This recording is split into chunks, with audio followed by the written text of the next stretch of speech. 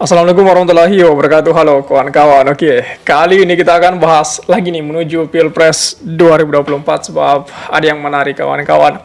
Nah, PKS ini mengakui bahwasannya ya wajar saja Prabowo itu unggul daripada Anies Baswedan sebanyak 30%. Kenapa? Karena mereka sudah atau Prabowo sudah 3 kali ikut Pilpres itu.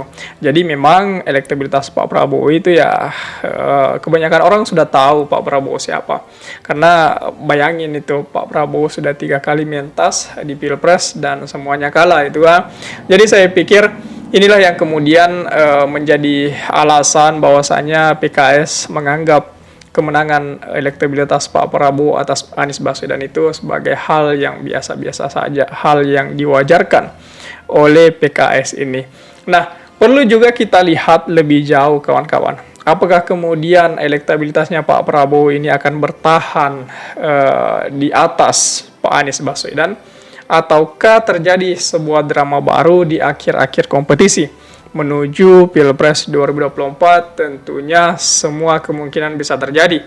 Apalagi saya pikir ya meskipun kemungkinannya kecil, blunder-blunder yang dibuat oleh Pak Prabowo saya pikir pasti sudah minimal lah, karena Pak Prabowo sudah pengalaman mintas di Pilpres sebanyak 3 kali ini. Nah, tak terkecuali di Pilpres 2024 Pak Prabowo sudah yakin sekali bahwasanya Pilpres kali ini adalah untuk dirinya, tetapi dari pihak Ganjar maupun dari pihak Anies Baswedan mereka juga meyakini bahwasanya Pilpres 2024 itu milik Anies Baswedan ataupun milik Ganjar Pranowo. Jadi perlu kita lihat seberapa jauh kemudian persiapan-persiapan mereka menuju Pilpres 2024 mengenai elektabilitas, kemudian mengenai survei-survei itu. Ya, coba kita analisa lebih jauh kawan-kawan.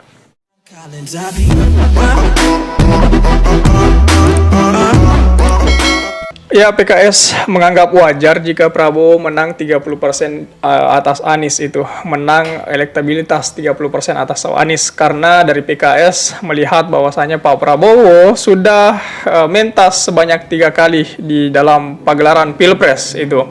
Nah, Ketua DPP PKS Mardani Alisera menanggapi survei head-to-head antara Baca Pres Indikator Politik Indonesia di mana Pak Prabowo Subianto itu mengungguli Pak Anies Baswedan dengan selisih 30%. Ya, ini juga selisih yang saya bilang bukan main-main kawan-kawan. 30% itu luar biasa itu.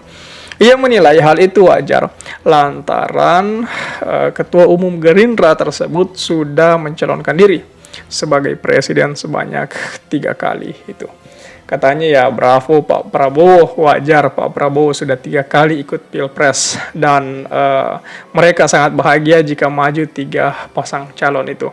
Ya, dari PKS juga menginginkan sangat bahagia jika maju 3 calon. Jadi kayak pertarungan dan pertarungan terlihat lebih menarik kalau ada 3 calonnya. Nah, Mardani Alisera juga mengatakan koalisi Perubahan untuk Persatuan siap berkompetisi secara sehat.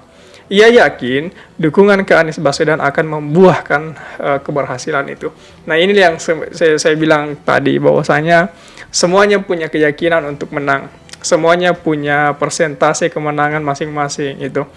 Nah, akan ada kontestasi karya dan gagasan.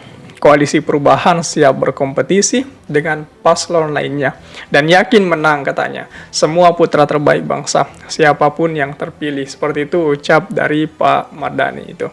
Nah, survei terbaru IP itu digelar pada 26 hingga 30 Mei kemarin kawan-kawan 2023, melibatkan sebanyak 1.230 responden yang dipilih melalui proses pembangkitan nomor telepon secara acak gitu. Validasi dan screening itu survei dilakukan melalui panggilan telepon oleh pewawancara yang dilatih itu. Jadi saya pikir ini kemudian menjadi sesuatu yang sangat indah juga kita lihat bahwasanya elektabilitas ini perlu kita lihat keberlanjutannya, perlu kita lihat lebih jauh lagi. Nah, Pemilihan sampel dilakukan dengan metode random digital dialing itu atau RDD itu. Kemudian RDD adalah teknik memilih sampel melalui proses pembangkitan nomor telepon secara acak. Adapun margin of error-nya itu sebanyak kurang lebih 2,9% dengan tingkat kepercayaannya sebanyak 95% itu. Nah, para responden ditanyakan jika pemilihan presiden diadakan sekarang, siapa yang akan mereka pilih sebagai presiden di antara nama-nama berikut. Hasilnya Prabowo unggul melawan Ganjar dan Anies Baswedan.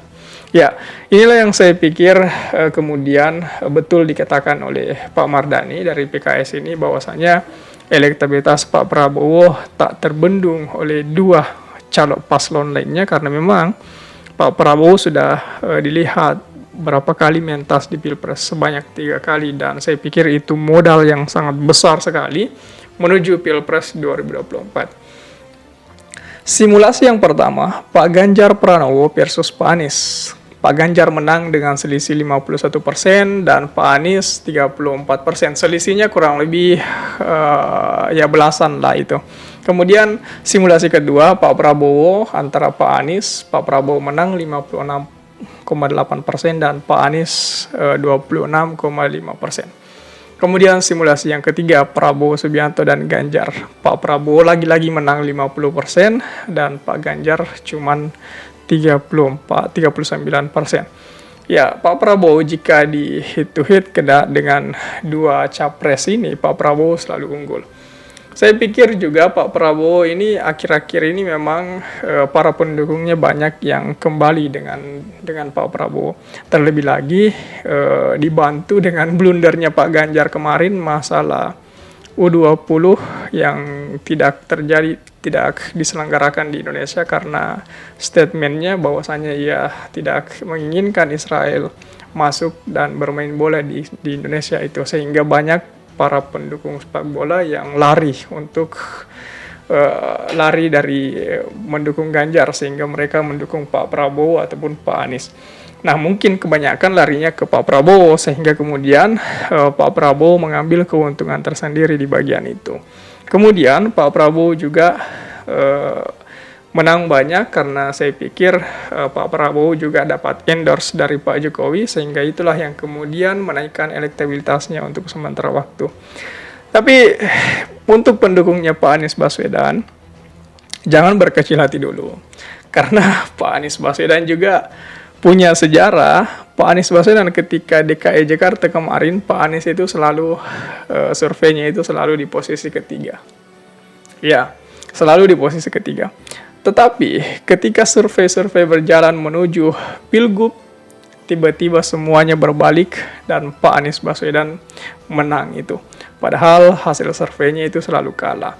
Jadi saya pikir sejarah-sejarah ini atau semacam keberuntungan Pak Anies Baswedan ini tidak boleh dianggap remeh, karena saya pikir Pak Anies itu selalu punya senjata-senjata di menit terakhir yang bisa dimainkan itu. Dan inilah yang saya pikir kekuatannya Pak Anies atau keterampilannya Pak Anies mampu membalikan keadaan di menit akhir itu. Ibaratnya dalam sepak bola kedudukan masih sama, kemudian nyetak gol di menit 90-an ke atas itu, di menit-menit akhir banget itu. Jadi saya pikir seperti itu.